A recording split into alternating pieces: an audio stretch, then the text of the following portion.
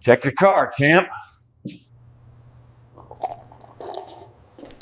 The security camera footage showed my wife screwing another man in our bed at 2:47 p.m. on a Tuesday while I was supposed to be installing kitchen cabinets across town. I'm Dave Mitchell, 42 years old, and I run a custom furniture business from my garage. Not glamorous, but it pays the bills and keeps food on the table for my wife Lydia and our 16-year-old daughter Maya. Or at least it did until I watched my marriage explode in high definition on my laptop screen. "Dad, you look like you've seen a ghost," Maya said, walking into my workshop where I sat frozen, staring at the damning evidence. "Just work stuff, sweetheart. Nothing to worry about." I closed the laptop quickly, my hands shaking. "Shouldn't you be at soccer practice?" "Coach canceled. Mom's not home yet, and I'm starving. Can you make me a sandwich?" I nodded absently, following her into the house. The same house where Lydia had been entertaining her lover just 3 hours earlier. The same bed where we'd slept together for 15 years, where Maya had crawled in during thunderstorms as a little girl, where I'd held Lydia through her father's cancer scare 2 years ago. The kitchen felt different now. Everything felt different. "Earth to Dad," Maya said, waving her hand in front of my face. "You're acting super weird." "Sorry, kiddo. Just thinking about a project." I opened the refrigerator, grateful for something normal to do. "Turkey and Swiss, okay?" "Perfect. Oh, and Mom texted. She's working late again tonight, some big HR thing at the office." Working late. Right. I'd installed those security cameras 3 weeks ago after our neighbor Mrs. Feldman mentioned seeing unusual activity at our house during the day. I'd thought maybe we had a break-in problem. Turns out the only thing being broken into was my marriage. I made Maya's sandwich with mechanical precision, my mind racing. The man in the video was Chris Brennan, Lydia's co-worker from the regional office. I'd met him at company parties, tall, athletic, the kind of guy who wore expensive cologne and talked about his CrossFit times. The kind of guy who made jokes about blue-collar types like me. "Dad, you're putting way too much mustard on that sandwich." I looked down. She was right. I'd been squeezing the bottle unconsciously, lost in my thoughts of revenge. After Maya finished eating and went upstairs to do homework, I sat in my workshop, planning.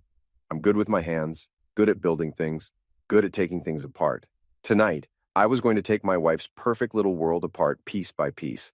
First, I called my best friend Eddie, who owns Murphy's Tavern downtown. "Dave, what's going on, buddy?" "Eddie, I need a favor. A big one." "Name it." "Can you cover for me if anyone asks? Say I was at the bar tonight from 6 to closing?" There was a pause. "Dave, what kind of trouble are you getting into?" "The kind where I catch my wife cheating and need an alibi for what I'm about to do next." "Jesus Christ. You sure about this?" "I've got it on video, Eddie. High definition, surround sound, the whole production." "That witch?" "Yeah, I got your back. But Dave, don't do anything stupid. Don't worry. I'm not going to hurt anyone. But I am going to make sure everyone knows exactly what kind of person Lydia really is." Next, I called Lydia's parents.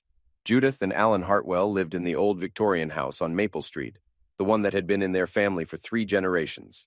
They were proper people, church-going people, the kind who still believed in marriage vows and family honor. "Hello, Alan. It's Dave. I need to talk to you and Judith about something important. Can I come over tonight?" "Of course, son. Is everything all right? You sound upset." "I'll explain when I get there. And Alan, you might want to have Judith sit down for this conversation." At 7:30, I knocked on the Hartwells' front door, laptop bag in hand. Judith answered, her silver hair perfectly styled despite the late hour. "Dave, dear, come in. Alan's in the living room. Would you like some coffee?" "No, thank you, Judith, but you should probably sit down." We gathered in their formal living room, all dark wood and family portraits. I set my laptop on the coffee table between us. "I installed security cameras in our house 3 weeks ago," I began. "I thought we might have had a break-in. Instead, I discovered something else entirely." I opened the laptop and turned it toward them. "This was recorded today at 2:47 p.m. I hit play. Judith gasped and covered her mouth. Alan's face went white, then red, then purple. "Turn it off," Judith whispered. "Please, turn it off." I closed the laptop. "There's more. Hours of it. Different days, different positions." Alan stood up abruptly, his hands clenched into fists. "That's our daughter. Our daughter, who we raised to be a decent woman, a faithful wife." "I'm sorry you had to see that," I said, "but I needed you to know the truth before I do what I'm about to do next." "What are you planning, Dave?" Judith asked, tears streaming down her face. I'm going to make sure everyone knows what she's done, her friends, her co-workers, everyone at church. I'm going to destroy her reputation the same way she destroyed our marriage. Alan nodded slowly. She's made her bed. Now she can lie in it. With Chris Brennan, apparently, I added. The next morning, I put my plan into motion. First, I called my assistant Ray and told him I was taking a few days off for a family emergency. Then I called Lydia at work. Hey, honey, I said, forcing my voice to sound normal. I got a last-minute job in Chicago. Big money, custom dining room set for some tech executive. I'll be gone until Friday. Oh, she said, and I could hear the excitement she was trying to hide. That's great, Dave. The extra money will be nice. Yeah, I'm leaving this afternoon. Kiss Maya for me when she gets home from school. Of course. Drive safe. I hung up and immediately called Mrs. Feldman, our 70-year-old neighbor who knew everyone's business and wasn't shy about sharing it. Mrs. Feldman, it's Dave Mitchell from next door. Oh, hello, dear. How are you? I'm fine, thank you. Listen, I'm going out of town for a few days on business, and I was wondering if you could keep an eye on the house. Maybe watch for any unusual activity. Of course, dear. You know I'm always watching out for the neighborhood. Perfect. Mrs. Feldman had better surveillance skills than the FBI. I spent the rest of the day at Eddie's bar, nursing a beer and waiting. At 4 o'clock, my phone buzzed with a text from Lydia. Chris is coming over for dinner tonight to discuss the Henderson Project. Don't wait up when you get to Chicago. The Henderson Project. Right. At 6 p.m., I parked 3 blocks away from my house and walked back through the woods behind our property. I had a perfect view of our bedroom window from the old oak tree in our backyard, the same tree where Maya's tire swing hung, where we'd carved our initials 20 years ago when we were young and stupid and in love. At 7:15, Chris's silver BMW pulled into my driveway. I watched him walk to my front door carrying a bottle of wine and a bouquet of flowers. My flowers for my wife. In my house. I pulled out my phone and called the house. Lydia answered on the second ring. Hello? Hey, babe, just wanted to let you know I made it to Chicago safely. Oh, that's good. I was just finishing up some work with Chris. Chris is there at our house? Yes, we're going over the Henderson files. You know how complicated that account is. Right, well, don't work too hard. I love you. Love you too. Bye. She hung up quickly. I could see them through the living room window, Chris's hand already on her back, leading her toward the stairs. I waited 30 minutes, then made my move. I still had my house key, obviously. I crept through the front door as quietly as possible, hearing sounds from upstairs that made my stomach turn. I tiptoed to the hall closet and grabbed my old baseball bat, the Louisville Slugger I'd used in high school, the one Lydia always complained about me keeping. Then I called Lydia's parents. Alan, it's Dave. I need you and Judith to come to the house right now. What's wrong? She's here, with him, right now. We'll be right there. I waited on the front porch. The Hartwells arrived 10 minutes later, Alan's face grim, Judith clutching her purse like a tool. Are you sure about this, Dave? Judith whispered. Listen, I said. We stood there in the cool evening air, and the sounds from our bedroom window were unmistakable. Dear God, Judith breathed. I unlocked the front door. After you. We climbed the stairs together, 3 people united in righteous anger. The bedroom door was closed, but not locked. I turned the handle slowly and pushed it open. They were so absorbed in each other that they didn't notice us at first. Chris was wearing my bathrobe, my favorite robe, the one Lydia gave me for Christmas 3 years ago. Lydia was wearing nothing but the pearl necklace her grandmother had left her. Well, well, I said loudly. The Henderson Project is certainly more hands-on than I expected. Lydia screamed and grabbed for the sheet. Chris jumped up so fast he tripped over his own feet and crashed into my dresser, sending my watch collection scattering across the floor. Dave, Lydia gasped. What are you? You're supposed to be in Chicago. Surprise, I said. I brought some guests. That's when she saw her parents standing behind me. Judith was staring at her daughter with a mixture of horror and disgust. Alan was staring at Chris with pure rage. Mom? Dad? What are you doing here? We came to see what kind of woman we raised, Alan said, his voice shaking with fury. Apparently, we failed. Chris was frantically trying to put on his pants, hopping around on one foot like an idiot. Mr. Hartwell? Mrs. Hartwell, this isn't what it looks like. It looks like you're screwing my daughter in her husband's bed while wearing his bathrobe, Alan said. What exactly should it look like? I can explain, Lydia said, clutching the sheet to her chest. Please do, I said, leaning against the door frame with my arms crossed. I'm fascinated to hear how this is all a big misunderstanding.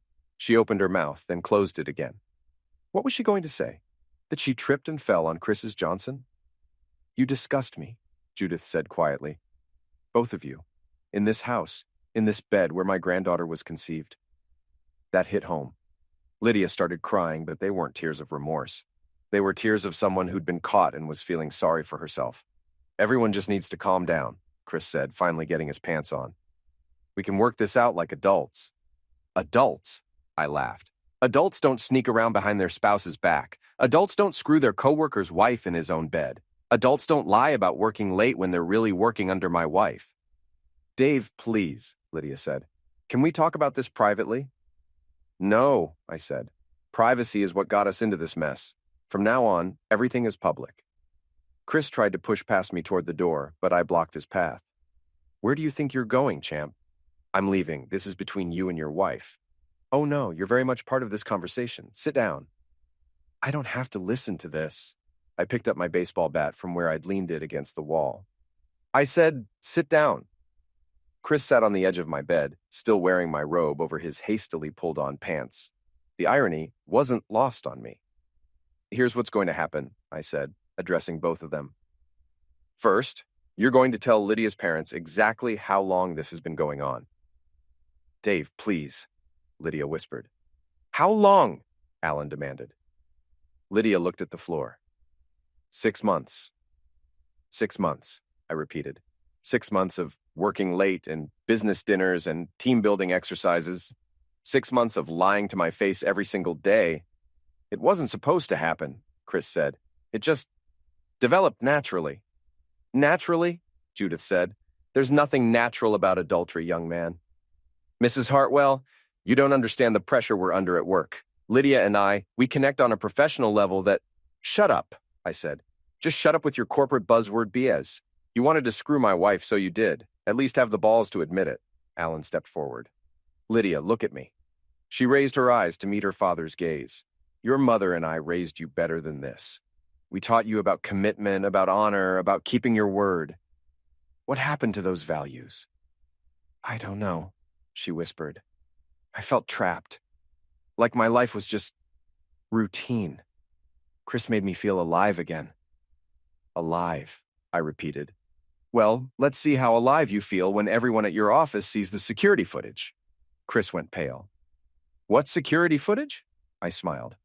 The cameras I installed 3 weeks ago. They've been recording everything. Every kiss, every touch, every time you've been in my house screwing my wife. High definition, perfect audio quality. You can't do that, Lydia said. That's illegal. Actually, it's not. It's my house, and I have every right to install security cameras. I also have every right to share that footage with whoever I choose. Dave, please, she said, tears streaming down her face now. Think about Maya. Think about our daughter. I am thinking about Maya.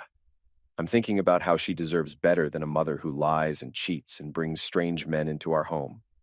I'm not a strange man, Chris protested. I've been to your barbecues, your Christmas parties. Right, you have been to our parties, where you ate my food, drank my beer, and planned how to seduce my wife. That actually makes it worse, doesn't it? Judith was staring at her daughter with disgust. How could you do this to your family, to your marriage vows? You don't understand what it's like being married to him, Lydia said, gesturing at me. He's always working, always covered in sawdust, never wants to go anywhere or do anything exciting. So you decided to do someone exciting instead, I said. Problem solved. Alan shook his head. We're leaving. Judith, come on. Wait, I said. There's more. I pulled out my phone and opened the photo gallery. Chris, you might want to see this. I showed him a picture I'd taken of his BMW in our driveway with a clear shot of his license plate.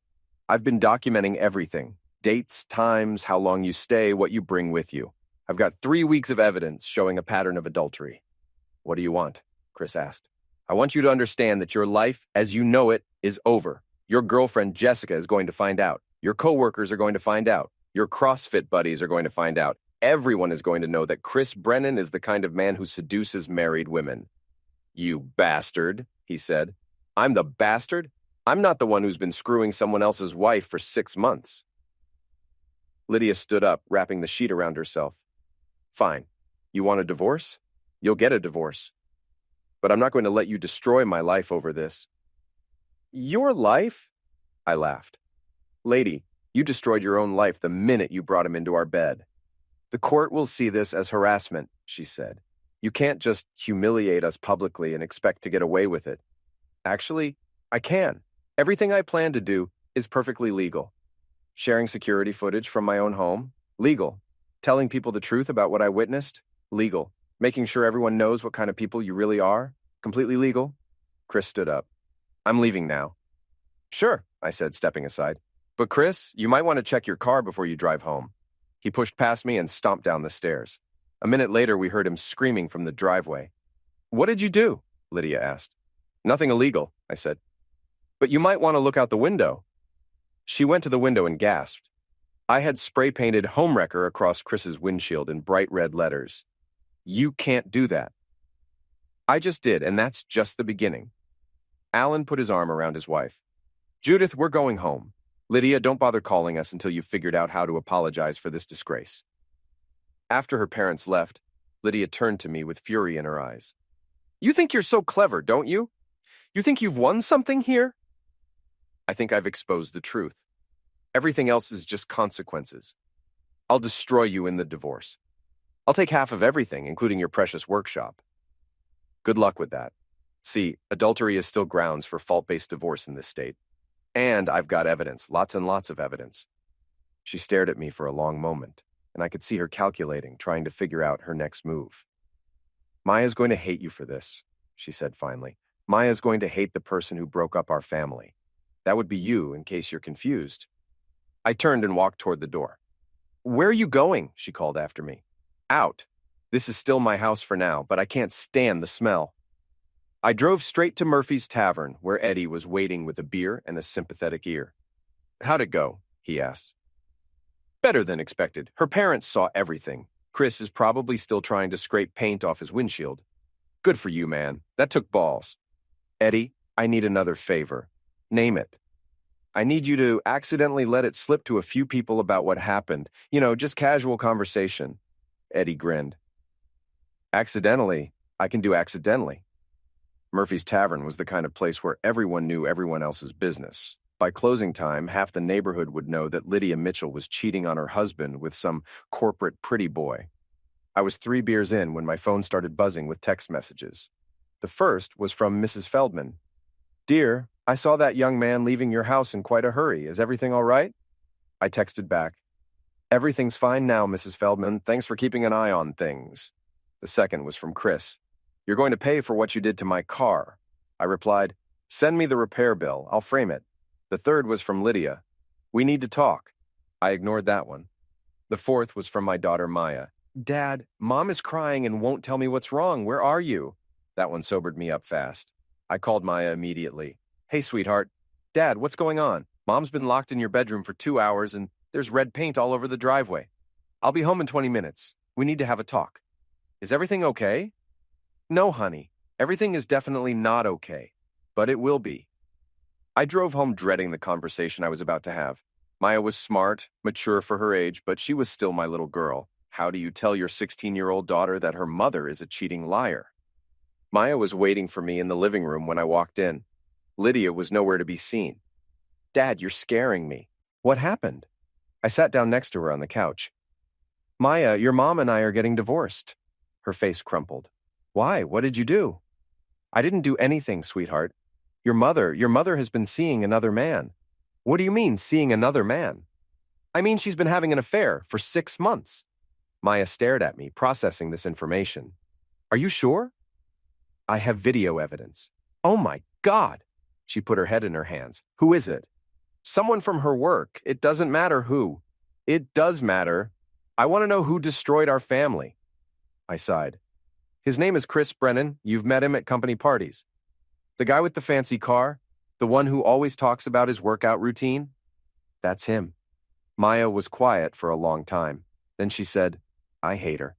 Don't say that. She's still your mother. She's a liar and a cheater. How could she do this to us? I don't know, honey. People make bad choices sometimes. Bad choices, Dad? This isn't a bad choice. This is evil. Before I could respond, Lydia appeared at the top of the stairs. Maya, Can we talk? No, Maya said firmly. I don't want to talk to you. Please, sweetheart. Let me explain. Explain what? How you've been lying to us for 6 months? How you brought your boyfriend into our house? Lydia came down the stairs slowly. It's complicated, Maya. You don't understand adult relationships. I understand cheating, Maya shot back. I understand lying. I understand that you destroyed our family because you were bored. That's not fair. Fair? Maya stood up, her voice rising. You want to talk about fair? Is it fair that Dad has to find out his wife is cheating by installing security cameras? Is it fair that I have to find out my mother is a liar? Maya, please. No. I'm going to stay with Grandma and Grandpa Hartwell. I can't even look at you right now. Maya ran upstairs to pack a bag. Lydia turned to me with desperation in her eyes. Dave, please. Help me fix this. Fix this? Lydia, you can't fix this. You broke something that can't be repaired. It was a mistake. A stupid, terrible mistake. A mistake is forgetting to pick up milk at the store. This was a choice. 6 months of choices. I'll end it with Chris. I'll do whatever you want. It's too late for that. Way too late. Maya came back downstairs with her overnight bag. I called Grandma. She's coming to pick me up. Maya, please don't go, Lydia begged. We can work through this as a family. We're not a family anymore, Maya said coldly. You made sure of that. 20 minutes later, Judith Hartwell arrived to collect her granddaughter. She didn't even acknowledge Lydia's presence. After they left, the house felt empty and cold. Lydia and I stood in our living room like strangers. So what now? She asked. Now you pack a bag and find somewhere else to stay. I'll file for divorce tomorrow. This is my house too? Not anymore. See, I did some research today. In a fault-based divorce due to adultery, the innocent spouse gets to keep the marital home, especially when there's video evidence of the adultery taking place in said home. Her face went white. You can't kick me out. I'm not kicking you out. I'm asking you to leave voluntarily. If you refuse, I'll have you removed. You bastard. I'm the bastard? Really? After everything you've done, I'm the bad guy here? She went upstairs to pack. While she was gone, I called my lawyer, Jim Patterson, and left a message explaining the situation. When Lydia came back down with her suitcase, I was waiting by the front door. Where will you go? I asked. Chris's apartment, I guess. Good. You two deserve each other. She paused at the door. Dave, I really am sorry. No, you're not. You're sorry you got caught. There's a difference. After she left, I poured myself a large whiskey and sat in my workshop, surrounded by the furniture I'd built with my own hands. Everything in my life that mattered, my marriage, my family, my future, had been destroyed by my wife's selfishness. But I wasn't done yet. Not by a long shot. The next morning, I woke up with a hangover and a plan. I called Jim Patterson first thing. Dave, I got your message. Jesus Christ, what a mess. Jim, I want to destroy them both legally. What are my options? Well, you've got grounds for a fault-based divorce, which means you'll likely get the house, majority custody of Maya, and favorable asset division. As for the boyfriend, if he's been in your house without permission, that could be trespassing. What about at work? They're co-workers. If their relationship violates company policy, that's their problem. Do you know if their company has a fraternization policy? I'll find out. My next call was to Lydia's boss, Regional Director Patricia Walsh. I'd met Patricia several times at company functions. She was a no-nonsense woman who ran a tight ship. Patricia, this is Dave Mitchell, Lydia's husband. Oh, hello, Dave. How are you? I've been better. I'm calling because I thought you should know that Lydia and Chris Brennan have been having an affair for the past 6 months. There was a long pause. That's a very serious accusation, Dave. I have video evidence, security footage from my home showing them together on multiple occasions during work hours. I see. Can you send me that evidence? I'll email it to you this afternoon. Dave, I have to ask, are you sure you want to go down this road? Once I receive that evidence, I'll have to take action. Patricia, they've been using company time and resources to conduct their affair. Chris has been at my house during work hours. They've been lying to their colleagues about their relationship. Yes, I'm sure I want you to see the evidence. I understand. Send me what you have. After I hung up, I spent 2 hours editing the security footage into a comprehensive presentation. I included timestamps showing Chris's car in my driveway during work hours, audio of him and Lydia discussing work matters while in bed together, and clear shots of both their faces so there could be no doubt about their identities. I sent the file to Patricia with a detailed timeline and a list of dates when the affair had taken place during business hours. Then I called Mrs. Feldman. Mrs. Feldman, it's Dave Mitchell. Oh, hello, dear. How are you holding up? I'm managing. Mrs. Feldman, I wanted to thank you for keeping an eye on the house.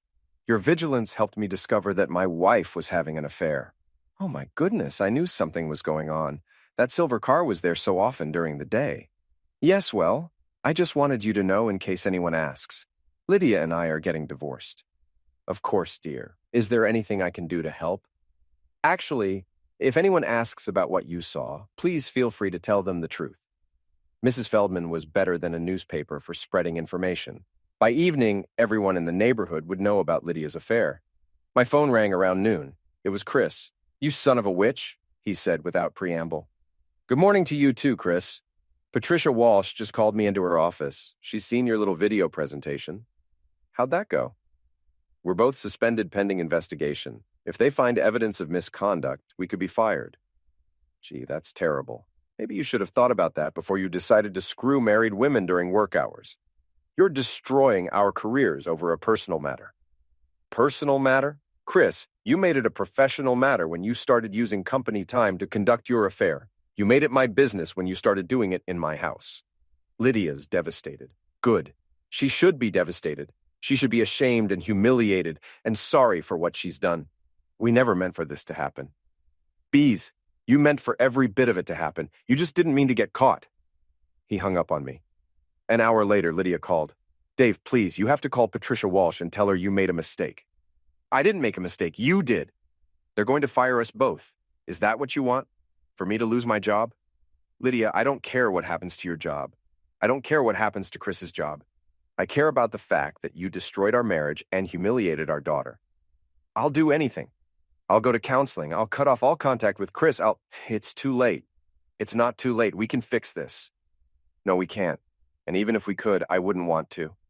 You showed me who you really are, Lydia. You're not the woman I married. You're not the woman I want to spend the rest of my life with. She was crying now. Please, Dave, I love you. No, you don't. If you loved me, you wouldn't have done this. I hung up and turned off my phone. That evening, Maya called me from her grandparents' house.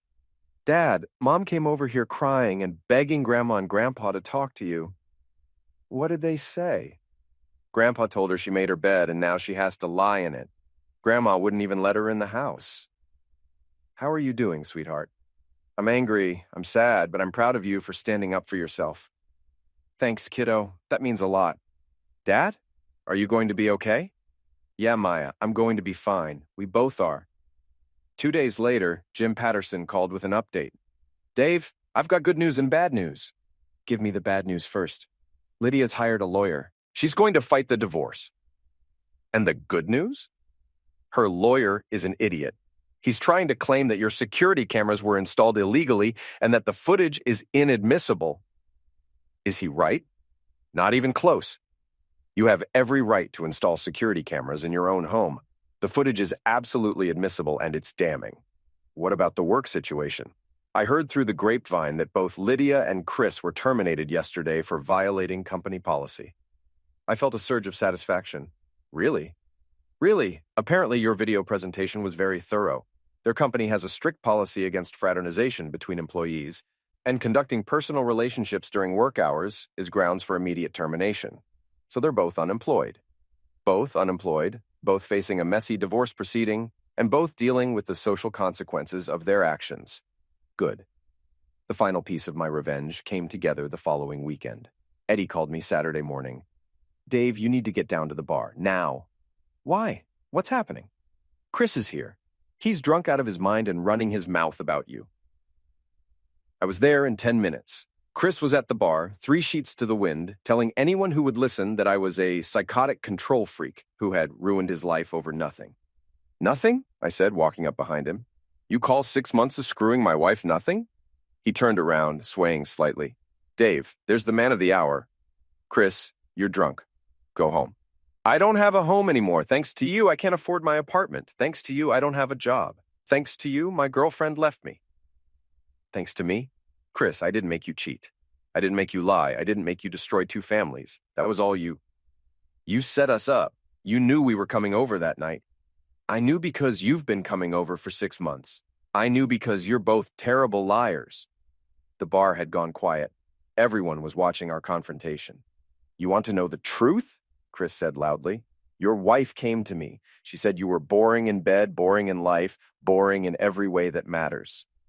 That was it. I grabbed Chris by his shirt and slammed him against the bar. You want to talk about boring? Let's talk about how you're a 34-year-old man who peaked in high school. Let's talk about how you have to seduce married women because no single woman will put up with your BS for more than a month. Get your hands off me. Let's talk about how you're unemployed, homeless, and universally despised by everyone who knows what you did. I released him and stepped back. You're pathetic, Chris. You were pathetic when you were sneaking around with my wife, and you're pathetic now. He took a swing at me. I ducked easily and watched him stumble past me, crashing into a table. Eddie, call him a cab, I said. He's done here. As Chris was dragged out of the bar, still mumbling threats and insults, I realized that my revenge was complete. Lydia had lost her job, her family, her reputation, and her future. Chris had lost everything too. Their affair had cost them more than they could have possibly imagined. I walked out of Murphy's Tavern into the cool night air, feeling lighter than I had in months. Tomorrow, I would start rebuilding my life. Tonight, I was finally free. Maya moved back home the following week. We ordered pizza and watched movies, just the two of us, like we used to when she was little. Dad, she said during a commercial break. Yeah? I'm glad you fought back. I'm glad you didn't just let them get away with it. Me too, kiddo. Me too. 6 months later, the divorce was final. I got the house, majority custody of Maya, and most of our assets. Lydia got a small settlement and weekend visitation rights. She moved to another state with what was left of her savings. Chris moved back in with his parents. I kept the security cameras.